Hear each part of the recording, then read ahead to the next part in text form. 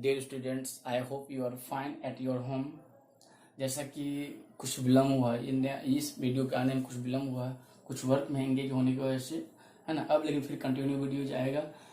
तो आज हम लोग यूट्यूब वीडियोज की श्रृंखला में एक नया चैप्टर को लेकर आए हैं, सिविक्स का लेसन 4। ठीक है, चैप्टर की हेडिंग है role of president, prime ministers and council of ministers, यानी राष्ट्रपति, प्रधानमंत्री और मंत्रिपरिषद की भूमिका है। ठीक है, इसके बारे में पढ़ें। इंट्रोडक्शन।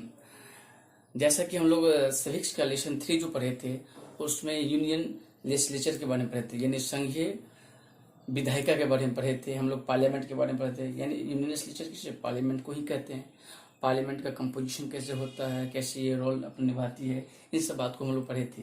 इस चैप्टर में हम लोग यूनियन एजुकेटिव के बारे में पढ़ने जा रहे हैं, यानी संघीय कार्यपालिका के बारे में पढ़ने जा रहे हैं। ठीक है, संघीय कार्यपालिका में जो सर्वोच्च पद पे जो होते हैं राष्ट्रपति होते हैं, है ना। राष्ट्रपति को मदद करने के लिए भी और भी कई सारे ऑफिसर्स होते हैं, जैसे कि आपको उपराष्ट्रपति होंगे, प्रधानमंत्री होंगे, फिर आपको मंत्रिपरिषद होगी। ये सभी सपोर्ट करते हैं, माने उनको सहयोग करते हैं और इस तरह से कार्य होते हैं। ठीक है, तो चलिए हम लोग शुरुआत करते हैं। प्रेसिडेंट ऑफ इंडिया, है ना, जैसा कि आप लोग जाने हैं, जो संघीय कार्यपालिका यूनियन एजुकेटिव जो है, इसका जो हेड होते हैं राष्ट्रपति होते हैं। तो भारत के जो राष्ट्रपति होते हैं नेशनल यूनिटी के सिंबल के रूप में होते हैं, राष्ट्रीय एकता के प्रतीक के रूप में होते हैं। वह जो है किसी दल से जुड़े हुए नहीं होते हैं, वो किसी पार्टी या पॉलिटिक्स से ऊपर होते हैं। उनका पद जो बहुत ही सम्माननीय होता है ना। वह सभी सेनाओं के अध्यक्ष होते हैं, आर्मी हो, एयरफोर्स हो या नेवी हो या फिर आर्मी हो, इन सबों को हेड होते हैं। उसके बाद यानी उनकी पद को जो है बहुत गरिमामय माना जाता है। उनके भवन को, उनके आवास स्थान को राष्ट्रपति भवन कहा जाता है। ठीक है, तो देखिए यहाँ दिया क्वालिफिकेशन, यानी कोई व्यक्ति जो चुनाव में खड़े होंगे उसके लिए क्वालिफिकेशन होनी चाहिए। पहला है जो भारत का नागरिक हो, दूसरा है इसमें कि उनकी उम्र 35 वर्ष हो चुका हो, उसके बाद है वह लोकसभा के मेंबर चुने जाने योग्य हो, उसके बाद है वह कोई लाभ के पद पे नहीं हो, और जब वो चुनाव में खड़ा होंगे, प्रेसिडेंशियल इलेक्शन जब खड़ा होंगे, तो 50 मेंबर्स का इलेक्टोरल कॉलेज या निर्वाची मंडल कहते हैं उसको, लोकसभा के मेंबर जो है उनको सपोर्ट में अपना प्रस्ताव देंगे, अपने प्रस्ताव उनके समर्थन में अपना प्रस्ताव मान देंगे, उनके सपोर्ट में। ठीक है, फिर सेकेंड हाउस जो राज्यसभा है उसमें भी अपना वो समर्थन देंगे। तो ये परंपरा है इनके चुने जाने के लिए। ठीक है, ये सब होनी चाहिए। फिर इलेक्शन, इनका जो इलेक्शन होता है, राष्ट्रपति का जो चुनाव होता है, तो इनके चुनाव में आपको पार्लियामेंट में 2 चैम्बर हो गए, राज्यसभा लोकसभा, इन दोनों के साथ साथ जो सभी राज्य है, सभी राज्य के जो आपको लेजिस्लेटिव असेंबली के जो मेंबर है यानी एमएलए हैं, वो भी उनमें अपना मत गिराते हैं और भारत के राष्ट्रपति को चुनाव करते हैं। और इनका जो चुनाव होता है आपको प्रोपोर्शनल रिप्रेजेंटेटिव्स के आधार पर होता है, यानी समानुपातिक प्रतिनिधित्व के आधार पर होता है। ठीक है, ये एक जटिल प्रक्रिया है, इसको कभी होगा तो एक डील कर देंगे, है ना, नेक्स्ट वीडियो में। तो ये उसका माने होता है। अब देखिए टर्म्स ऑफ ऑफिस, यानी उसका कार्यकाल, इनकी नियुक्ति 5 इयर्स के लिए होता है ना। वो 5 वर्ष के लिए नियुक्त किया जाते हैं। हालांकि यदि वो अपने पद का दुरुपयोग करेंगे, अपने पद का सही ढंग से सदुपयोग नहीं करेंगे, तो उन्हें समय से पहले भी इम्पीचमेंट के द्वारा, है ना, महाभियोग के द्वारा पद से हटाया जा सकता है ना। उसके बाद है पे एंड अलाउंसेज, राष्ट्रपति के जो है एज ए सैलरी के रूप में उन्हें सबसे अधिक माने 5 लाख पर मंथ उनको सैलरी के रूप में मिलता है। इनके अलावा और भी कई सारे भत्ता उनको मिलता है, अन्य सुविधाएं मिलती है। उनकी ऑफिस जो है भारत में राष्ट्रपति भवन सर्वोच्च एक ऑफिस है। ठीक है, उसके बाद है पावर्स एंड ड्यूटीज, है ना। राष्ट्रपति की जो पावर्स और ड्यूटीज है उसमें कई सारे है। तो पहला है लेजिस्लेटिव पावर्स, राष्ट्रपति की विधायिका शक्तियां। जब संसद का गठन होता है, जब सरकार का गठन होता है, तो पहली जो मीटिंग होती है, पहली जो बैठक होती है, उनको संबोधन करना राष्ट्रपति का दायित्व होता है। उनको संबोधित कर सकते हैं, सरकार का मोटो दिखा सकते हैं, सरकार को राह दिखा सकते हैं, कैसे वर्क करना है, देश के विकास के लिए कैसे कदम उठाना है, ये संबोधित कर सकते हैं, है ना। उसके बाद लोकसभा को समन्स करना यानी बुलाना हो या फिर उसको स्थगित करना हो, ये राष्ट्रपति ही कर सकते हैं। फिर जितने भी बिल आपको पार्लियामेंट के द्वारा पास होगा, तो जब तक राष्ट्रपति उस पर अपना साइन नहीं करेंगे तो तब तक वो बिल जो है एक्ट नहीं बन पाएगा, कानून नहीं बन पाएगा। तो ये इसकी एक विशेषता है। उसके बाद फिनेंशियल पावर्स, नहीं उससे पहले है, तो ये सारी लेजिस्लेटिव पावर्स में है। उसके बाद है एजुकेटिव पावर्स यानी कार्यपालिका शक्तियां। जैसे देखिए भारत के जो महत्वपूर्ण पदाधिकारी है, जैसे आपको डिफरेंट स्टेट्स में गवर्नर हो गए, फिर डिफरेंट टाइप्स के कमीशन हो गए, उनके जो अध्यक्ष होते हैं, या फिर डिफरेंट हाई कोर्ट्स में या सुप्रीम कोर्ट में जो जजेज होते हैं, या फिर आपको यूपीएससी के चेयरमैन हो गए, फिनांस कमीशन हो गए, इन सब की नियुक्ति आपको राष्ट्रपति के द्वारा ही किया जाता है। ठीक है। उसके बाद है फिनेंशियल पावर्स यानी वित्तीय शक्तियां। देखिए जब कभी एनुअली बजट जो संसद में आता है, पार्लियामेंट में आता है, तो उससे पहले राष्ट्रपति की सहमति ली जाती है, उनसे उनकी माने सहमति ली जाती है, तब जाकर के आपको पार्लियामेंट में उसे प्रस्तुत किया जाता है। उसके बाद एक फंड होता है कंटीजेंसी फंड, उसको बोलते हैं आकस्मिक निधि। जब कभी सरकार को आवश्यक रूप से पैसा खर्च करने की आवश्यकता हो, तो उस कंडीशन में राष्ट्रपति से परमिशन लेकर के वो मनुष्य काम कर सकती है। उसके बाद है जुडिशियल पावर्स यानी न्यायिक शक्तियां।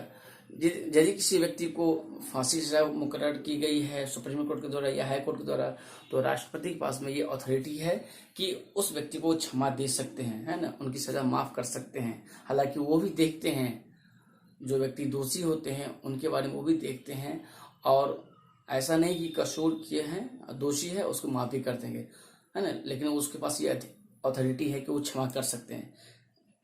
इंडिया में भारत के राष्ट्रपति के ही पास एक केवल ये अधिकार है। उसके बाद है आपको इमरजेंसी पावर्स, ये भी एक महत्वपूर्ण अधिकार है। देखिए इमरजेंसी जो है, आपातकाल जो है, 3 कंडीशन में लागू हो सकते हैं। एक तो एक्सटर्नल एग्रेशन यानी बाह्य आक्रमण की स्थिति में, या फिर इंटरनल डिस्टर्बेंस यानी आंतरिक उथल पुथल की स्थिति में, और फाइनेंशियल क्राइसिस यानी वित्तीय आपातकाल की स्थिति में। इन 3 कंडीशन में जो है इमरजेंसी लागू हो सकता है। ठीक है। तो उस कंडीशन में जब व्यवस्था सिस्टम आउट ऑफ कंट्रोल हो जाता है, तो राष्ट्रपति जो है उसे अपने कंट्रोल में ले लेता है, और उस परिस्थिति को इमरजेंसी कहते हैं। जैसा कि इंदिरा गांधी के द्वारा आपको राष्ट्रपति को मैंने रिक्वेस्ट किए थे, तो उसमें 1976 में उन्हें लागू किया गया था, जिससे हालांकि इसकी फजीयत भी है, क्योंकि एक लोकतांत्रिक देश में इमरजेंसी लागू करना, नागरिक अधिकार को हनन करना, बंद कर देना, ये अच्छी बात नहीं है। तो आलोचना भी हुई थी। ठीक है। तो देखिए इतने सारे जो फंक्शंस पड़े हैं राष्ट्रपति का, ये सभी फंक्शंस जो है राष्ट्रपति अपने मन से नहीं कर देते हैं, है ना। ये सभी कार्य जो है काउंसिल ऑफ मिनिस्टर्स के रिकमेंडेशन पे करते हैं, है ना, उनके सिफारिश पे करते हैं। और काउंसिल ऑफ मिनिस्टर्स के हेड जो होते हैं प्राइम मिनिस्टर होते हैं। यानी हम कह सकते हैं कि इस तरह से राष्ट्रपति जो है नॉमिनल हेड के रूप में कार्य करते हैं, न कि रियल हेड में। रियल हेड के रूप में आपको काउंसिल ऑफ मिनिस्टर्स और उसके जो अध्यक्षता करते हैं प्राइम मिनिस्टर, वो करते हैं, क्योंकि वो जनता के प्रतिनिधि के रूप में चुन करके आते हैं, है ना। और चूंकि भारत का जो गवर्नमेंट का सिस्टम है आपको पार्लियामेंट्री फॉर्म है, यानी संसदीय रूप में है, इसीलिए संसद को सर्वोच्च माना गया है। ठीक है। हालांकि नाम के लिए, सम्मान के लिए राष्ट्रपति को ऊंचा दर्जा दिया गया है, क्योंकि ये राष्ट्रीय एकता के प्रतीक के रूप में है ना। अब चलिए इसके बाद हम लोग पढ़ते हैं, हाँ यही बात है, द प्रेसिडेंट फंक्शंस और वर्क्स एज ए नॉमिनल, है ना, केवल नाम मात्र के लिए वो माने हेड है। रियल पावर्स तो आपको काउंसिल ऑफ मिनिस्टर्स के पास में, जिसकी अध्यक्षता आपको प्रधानमंत्री करते हैं, और उसके नेतृत्व में निर्णय लिए जाते हैं। ठीक है। अब हम लोग पढ़ते हैं vice president of India, Bharat के उपराष्ट्रपति। भारत के उपराष्ट्रपति, जैसा कि इसका दिया है आपको क्वालिफिकेशन। ठीक है। माने उपराष्ट्रपति बनने के लिए भारत के नागरिक होना चाहिए, उसकी उम्र 35 वर्ष होनी चाहिए, है ना, वो राज्यसभा के मेंबर चुने जाने योग्य होनी चाहिए। हालांकि राज्यसभा में जो है 30 ईयर्स एज का लिमिटेशन है, लेकिन यहाँ पे 35 ईयर्स है उसके लिए, है ना, 35 वर्ष होना चाहिए उपराष्ट्रपति के मेंबर कैंडिडेट के रूप में खड़ा होने के लिए। ठीक है। उसके बाद और भी जो कुछ है, जो समय समय पार्लियामेंट द्वारा पास किया जाता है, वो उनके लिए होना चाहिए। उसका इलेक्शन, उपराष्ट्रपति का चुनाव जो है केवल पार्लियामेंट के द्वारा किया जाता है, ठीक है। पार्लियामेंट में जो 2 चैम्बर है, राज्यसभा और लोकसभा, ये दोनों मिल करके जो है उपराष्ट्रपति का इलेक्शन करते हैं। राष्ट्रपति में राज्यसभा लोकसभा के अलावा डिफरेंट स्टेट्स के लेजिस्लेटिव असेंबली ये भी भाग लेते हैं, लेकिन इसमें जो है केवल राज्यसभा और लोकसभा भाग लेते हैं, ठीक है। उसके बाद रिमूवल, यदि उपराष्ट्रपति अपने पद का सही ढंग से सदुपयोग नहीं करेंगे, है ना, अपने पद का यदि दुरुपयोग करेंगे तो उन्हें पद से हटाया जा सकता है, और उनको हटाने के लिए रिजोल्यूशन ऑफ इम्पीचमेंट यानी अविश्वास प्रस्ताव लाया जाता है, तब उसको हटाया जाता है, ठीक है। अब उसके बाद है पावर्स एंड फंक्शंस, है ना।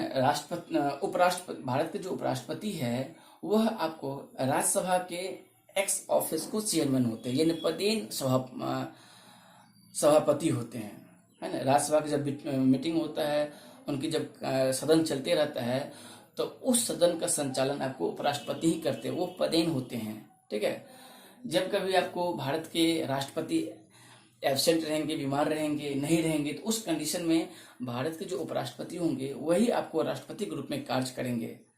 आप लोग बुक में पढ़े होइएगा कि 2 बार ऐसा सिचुएशन आया है जबकि अपने कार्यकाल के दौरान 2 व्यक्ति जो राष्ट्रपति थे मर गए, तो उस टाइम में जो उपराष्ट्रपति थे वही आपको राष्ट्रपति के रूप में कार्य किए।